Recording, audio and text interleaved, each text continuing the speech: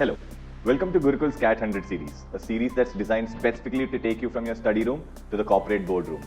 I am Prady Sharma and this is Verbal Mastery with Prady.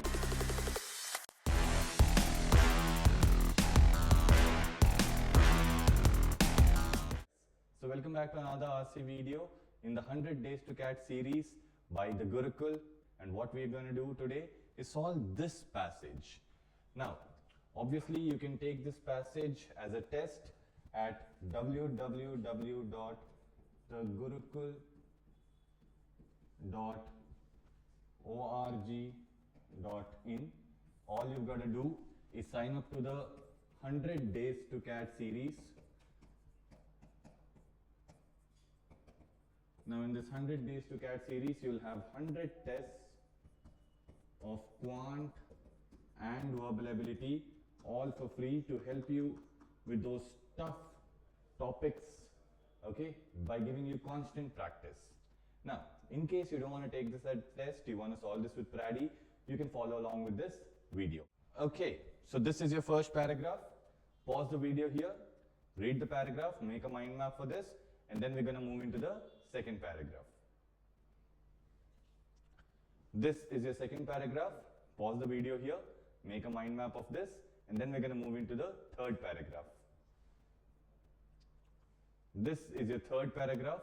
Pause the video here, make a mind map of this, and then we're going to move into the fourth and the last paragraph. Okay, so this is your last paragraph, fourth paragraph. So pause the video over here, make a mind map of this, and then we're going to move into the questions of these.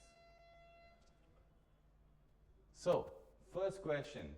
Don't take more than 1.5 minutes to solve this. This is 11.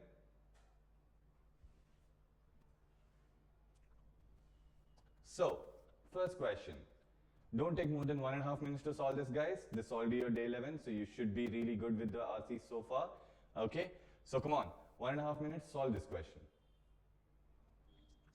Okay, this is your question number 2. Again, 1.5 minutes maximum. Solve this question and then we'll move forward. Okay, question 3. Take 1.5 minutes. Actually, this is an easy question. It just looks like a complicated question. This is an easy question. Solve it. Then we'll move to the last question of the passage. Okay, guys, last question of the passage. Again, nice question. So this involves a lot of critical thinking. So take a little bit of time, maybe 2 minutes for this question. Pause the video here, and then we'll get back into the passage and the explanations.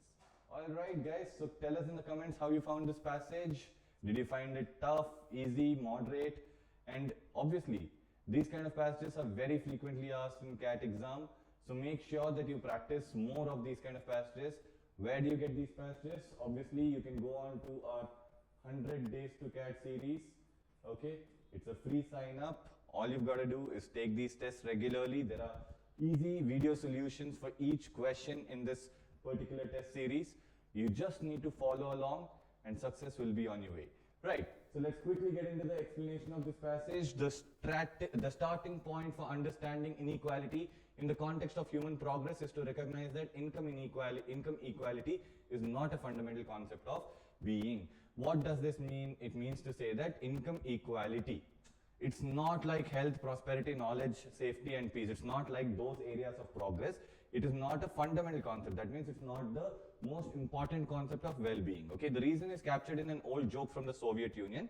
Igor and Boris both are dirt poor peasants, barely able to feed their families. The only difference between them is that Boris owns a scrawny goat. One day a fairy appears to Igor and grants him a wish. Igor says, I want the Boris goat dead. Okay, so there's this one old joke in the Soviet Union. So there are two farmers, okay, who are they're just barely able to feed their family. So they're not very, very wealthy. They're like dirt poor, right? They're very poor people. The only difference between them is that Boris, okay, so Boris and Igor, Boris has a scrawny goat. So Boris has a dirty goat as well. Okay, one day the fairy appears to Igor and grants him a wish. She asks Igor to, wish for something.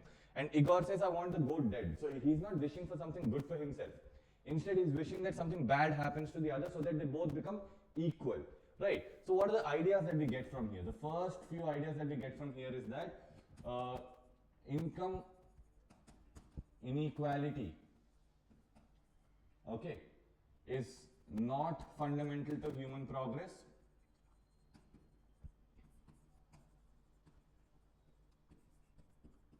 Yeah, so the second part is just an example, so we don't get any idea from here. The only idea that we get from this passage is that the income inequality is not fundamental to the human progress. So chalo, let's go to the second part. The point of the joke, of course, is that the two peasants have become more equal, but that neither is better off, aside from Igor's indulging in a spiteful envy. So what's happened now? They both become equal, but none of them have actually become better, right? So that's the whole point. The point is made with greater nuance, that means great detail, by the philosopher Harry Frankfurt in his book on inequality. Okay, so the same point is being told by Harry Frankfurt in his book on inequality. So Frankfurt argues that inequality itself is not morally objectionable. Please remember this, guys. Inequality itself is not morally objectionable. What is objectionable is poverty. Okay, so inequality is not bad. What is bad? Poverty is bad. Okay. So if a person lives a long, healthy, pleasurable and stimulating life, then how much his neighbors earn, how big their house is and how many cars they drive are morally irrelevant. What does that mean? That means if a person is healthy, he's having enough for himself, he's having some pleasure, he's able to do some activities, then how much his neighbors earn and all is none of his concern. What cars they drive and all is none of this concern. Okay, Frankfurt writes, from the point of view of morality, it's not important that everyone should have the same. What is morally important is that each should have enough. That means everyone having equal is not what is morally, the right thing. What is right is that everyone has enough for their own needs. Okay? Indeed, a narrow focus on economic inequality can be destructive if it distracts us into killing Boris Goat instead of figuring out how Igor can get one again. This very nice point. Okay, that a narrow focus on inequality can be destructive. So this is the second idea that we can think of. So just focusing on, making equal things is bad.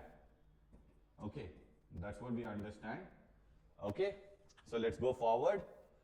The confusion of inequality with poverty comes straight out of the lump fallacy. So there's something called as the lump fallacy apparently, okay, which is talking about the confusion between inequality and poverty. Okay, so the mindset in which wealth is a finite resource like an antelope carcass which has to be divvied up in zero-sum fashion.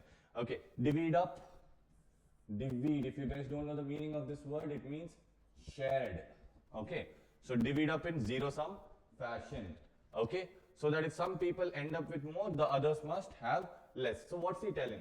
So he's trying to tell us that there's something called as lump fallacy. Iske mutabik, according to lump fallacy, okay, having wealth or inequality,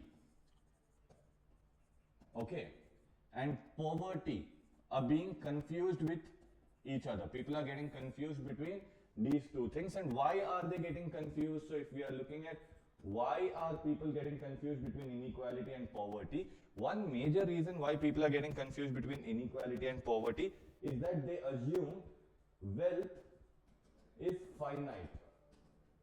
That means uska itna hi quantity hai, wealth nahi badhta hai nahi ghatta, uska itna hi hai. So if I say that this is the amount of wealth there is, then if someone takes up this much, the others are left only with this much.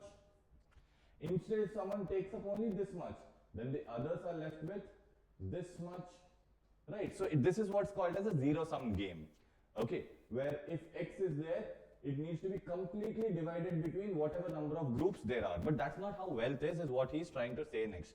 But wealth is not like that. Since the Industrial Revolution, it has expanded exponentially. That means it's only kept increasing. That means that when the rich get richer, the poor can get richer too. Even experts repeat that lump fallacy, presumably out of a rhetorical zeal rather than conceptual confusion. Okay, so what is this?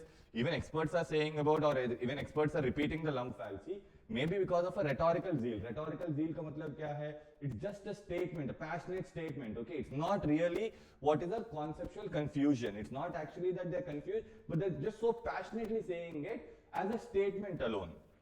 It's not something that's actionable. So Thomas Piketty, whose bestseller Capital in the 21st Century became a talisman in the uproar over inequality, wrote, so what does this mean? It means that in the 21st century, when anyone has to talk about inequality or whenever the voices are raised about inequality, one of the symbols or signs is this book. Okay, what did he write? He wrote that the poorer half of the population are as poor today as they were in the past, but with barely 5% of total wealth in 2010, just as in 1910. So he said that the poor in 1910 and 2010, the poor people have exactly 5% of the wealth, but the problem is the wealth has increased a lot. Okay, 5% of 100 is just 5, but 5% of 1000, it has increased 10 times, no? It becomes 50, correct? So that way, chalo. But the total wealth today is vastly greater than what it was in 1910. So if the poorer half own the same proportion, they're far richer and not as poor. That means these people are not as poor as what they were portrayed to be. Correct. So let's move forward. A more damaging consequence of the lump fallacy is the belief that if some people get richer, they must have stolen the money they have stolen more than their share from everyone else. Now this is a problematic thing. Yes, that if someone is getting richer, that means they are stealing their share from everyone else. That why are we getting this? Because again we are thinking that wealth is a finite resource. उसका इतना ही है, तो उसने में से अगर किसी ने ज्यादा proportion ले लिया तो दूसरे का भी वो चुरा के ले जा रहा है. That's what we are thinking. The following is an illustration that shows why this is wrong. That means he's giving an example why this is wrong. Among the world's billionaires is J.K. Rowling, author of Harry Potter novels, which were also made into movies. Okay, great. Suppose that 1 billion people handed her over $10 each for the pleasure of a Harry Potter paperback or a movie ticket, with a tenth of the proceeds going to Rowling. That means what? For every $10, J.K. Rowling gets $1. Okay, even like this, if 1 billion people give them $10 and she gets $1 from that $10, she's still a billionaire, right? Yes, so that's what she's saying. So she has become a billionaire, increasing inequality. Great. Now she is one of the people who became rich, the others are still poor, so she has increased the inequality. But she has made people better off. That means she has entertained people. She has not made them worse off, right? Which is not to say that every rich person has made people better off. So not every rich person is actually making the people better off. But J.K. Rowling particularly, when she became rich, she's not made anyone worse off, right? This doesn't mean that J.K. Rowling's wealth is just deserts for her effort or skill. No committee ever judged that she deserved to be that rich. So no one ever told that she deserves that riches. But she's become rich. Why did she become rich? Because her wealth arose as a byproduct of the voluntary decisions of billions of book buyers and moviegoers. So a lot of people made her rich. A lot of people instinctively, impulsively gave her the money or willfully gave her the money so that she can become rich, right? So she didn't steal anything from anyone. She didn't make anyone worse off. Her riches are just because a lot of people contributed to it, right? So this is the passage. Now let's get into the questions. The first question says the author uses the joke about the Soviet peasants to show all of these except. So that joke about Boris and Igor trying to kill Boris' goat. What is that joke really telling us? Okay. Now, inequality leads people to destructive acts. Yes, this has been mentioned in the passage. So this is something that the joke is actually telling us. Poverty is morally objectionable. Yes, he says inequality is not morally objectionable, but poverty is morally objectionable. So this is also told to us. Third one is inequality in itself is not morally objectionable. हम लोग अभी बात कर रहे थे इसके बारे में. So obviously this is also told. Inequality was at an all-time high in the Soviet Union. See, we cannot conclude that in the Soviet Union it was at an all-time high. There's nothing as such mentioned in the passage. So this cannot be told about the joke of Soviet peasants. So because this is an except question, obviously this will be our answer. Okay, good. So let's move to the next question. Which of the following best captures the author's primary argument regarding the pursuit of income equality? So now which of the following best captures the author's primary argument? That means what would the author actually talk about, or what did the author actually talk about in terms of the pursuit of income equality? That means to make income equality a thing. Okay.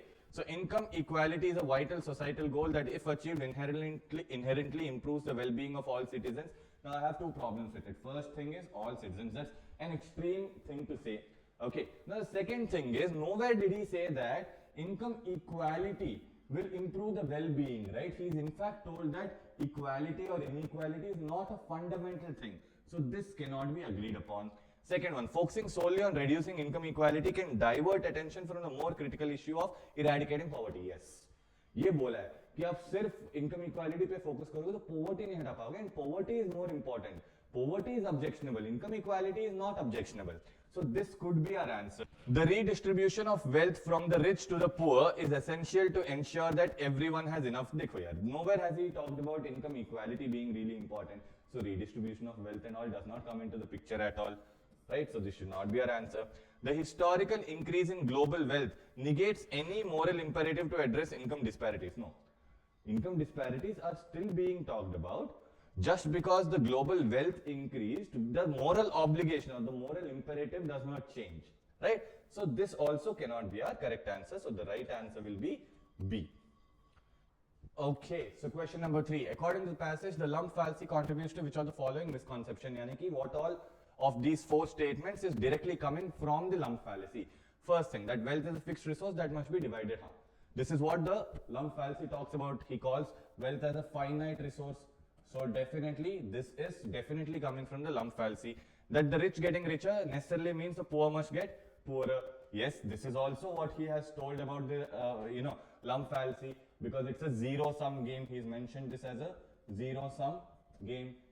Now, that billionaires like J.K. Rowling acquired their wealth through exploitative means. See, the whole reason why J.K. Rowling's example was given along with lump fallacy is to say that she got it from exploitative means, right? Although in the end he's mentioned that she did not make anyone worse off, but it does mean that she has taken money from all these 1 billion people, right? So that was also given by lump fallacy. That income equality is morally irrelevant goal. Now see, again, throughout the thing he says that, when it's not lump fallacy, he's saying that we should not misconcept ourselves with the point of inequality being the same as poverty, right? So this does not come from lump fallacy. So what all do come? 1, 2 and 3. So here he says 1 and 2 only, so this is wrong. 2 and 3 only, wrong. 1, 2 and 3 only, so this should be correct. 1, 2, 3 and 4, obviously 4 is not coming, so it should be wrong. So the right answer should be C. Now about the 4th question. Which of the following scenarios best illustrates the author's concern that a narrow focus on economic inequality can be destructive? So over here, what is he saying? Which one actually says about Igor getting to kill Boris' goat? Okay, so which of these is destructive? Which one is hurting the others? Okay, not helping the few. So a government implements a progressive taxation system leading to decrease in wealth of the wealthiest 1% and increase in public services. Now see, although we are decreasing the wealth of the wealthiest 1%, there's some kind of a destruction happening. There's an increase in public services. So this I can think of as Boris getting a goat. Okay, not only killing. Right. Over here, what's happening? A charitable organization dedicates its resources to providing vocational training and micro loans to help individuals lift themselves out of poverty. Again, this is the same as Boris getting a goat. There's no destruction at all, right? Yeah, so both of these options are ruled out. Now, if you look at D here, a social program aims to ensure minimum income for all its citizens, leading to decrease in overall poverty levels without directly addressing the income gap between. It's a very good thing. यहाँ पे तो किसी को hurt नहीं कर रहे हैं, right? So this is also ruled out. Now, the one thing that's left out is a political movement advocates for policies that cap individual economies. Cap individual economies means put a higher limit. Okay, so capping is putting a higher limit on individual economies, resulting in many high-skilled professionals choosing to work abroad. See, just because you've capped individual economies doesn't mean that other people will get the jobs, no? जिनके jobs यहाँ पे है, उनके salary आपने cap कर दिया, तो वो लोग भी abroad चले जाएंगे. No one is getting better, right? So this is actually destructive. So your correct answer should be C. All right? Hope you enjoyed learning from today's session. This series is designed to help you with your CAT preparation and practice daily. We are with you in this journey. To watch the next video, click here. And to watch Gurukul's CAT 100 series, study room to boardroom, the entire playlist, click here. If you learned from today's session, like, share, and subscribe.